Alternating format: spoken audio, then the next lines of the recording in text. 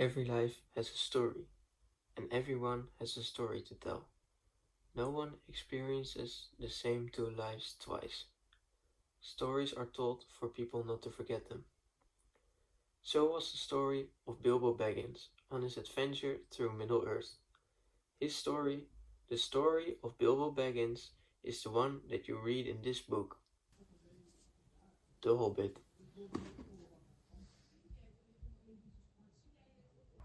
Now the story was not told by Bilbo Baggins, of course. That was JRR Tolkien. He is the famous author of the book. That was published in 1937 and later became the stepping stone for all future fantasy, including The Lord of the Rings, published by JRR Tolkien later. Bilbo Baggins, a quiet hobbit who prefers comfort and routine, is unexpectedly recruited by the wizard Gandalf and 13 dwarves to help them reclaim their homeland and treasures guarded by the great dragon Smaug. At first, Bilbo wants nothing to do with the danger. He just wants to stay at home quietly in his comfortable little hobbit hole. But after a full night of considering, he decides to join the group on their adventure through mountains, hostile territories and other great dangers. Along the way, the group faces enemies like trolls trying to eat them, goblins capturing them and trying to kill them, the wild wolves joining forces with the goblins and trying to kill the dwarves and wizards while trying to escape, while Bilbo is trapped in a cave with a weird scary creature that calls himself Golem, giant spiders that want to eat them, basically everyone wanted to eat them, to the group facing imprisonment by the Elven King and fighting the great dragon Smaug of the Lonely Mountain. Now throughout his journey, Bilbo transforms from a hesitant, quiet hobbit to someone brave and morally grounded and respected by the group. Bilbo repeatedly steps up in moments of crisis.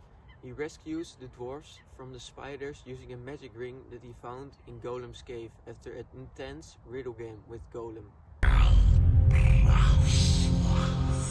A discovery that quietly changed the rest of the story. Helps the dwarves escape the Elven King in barrels through the water gate into the river and confronts Smaug in the Lonely Mountain. Each challenge forces him to rely on his own judgment rather than the expectations of others.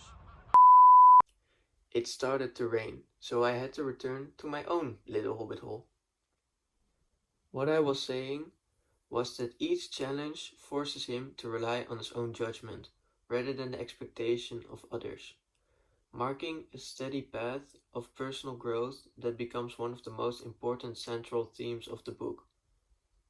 Now Smaug is eventually defeated after attacking Lake Town by an arrow of Bard the Bowman, but the treasure he guarded sparks conflict amongst the dwarves, elves and men.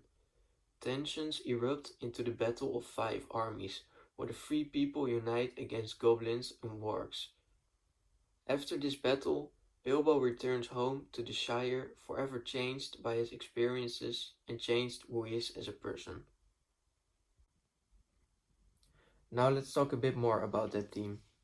Personal growth isn't just a theme in The Hobbit, it's the backbone of the entire story. Without Bilbo's transformation, the plot would still move forward, but the emotional and moral way of the book would disappear. Tolkien uses Bilbo's journey to show how ordinary individuals can rise to extraordinary challenges. And that message shapes how readers experience the adventure.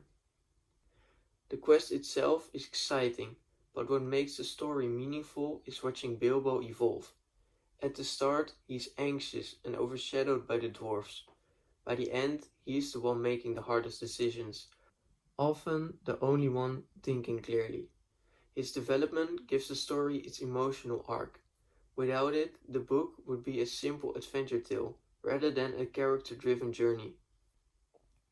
Early in the story, growth feels unlikely. Bilbo is dragged into adventure. He doubts himself, and so do the dwarves. The theme appears more as a question. Can someone so ordinary really change? Moments like the spider fight, the escape from the elves, and the riddles with Golem show Bilbo stepping into confidence. The theme shifts from doubt to discovery. Bilbo's biggest development isn't about bravery, it's about wisdom. Giving away the Arkenstone is a turning point. He chooses peace over pride, showing maturity that even Thorin lacks. The theme becomes about more than just courage. After the adventure, growth creates distance. When Bilbo returns home, he no longer fits perfectly into the Shire. This shows how growth can change your place in the world. He's happier and wiser, but also different, and that's okay. Conclusion: in the end, the journey becomes more than a physical quest. It represents the internal journey everyone goes through when they step outside their comfort zone. It makes the story relatable. Readers may never fight dragons, but everyone knows what it feels like to face something scary or unfamiliar. Bilbo's growth mirrors real human experiences, taking risks, learning from mistakes, and becoming more independent. It teaches that stepping into the unknown is essential for discovering one's true capabilities. In the end, Bilbo's journey reminds readers that even the most unlikely of persons can rise to greatness, and that personal growth is one of life's most rewarding adventures. Thank you for your time.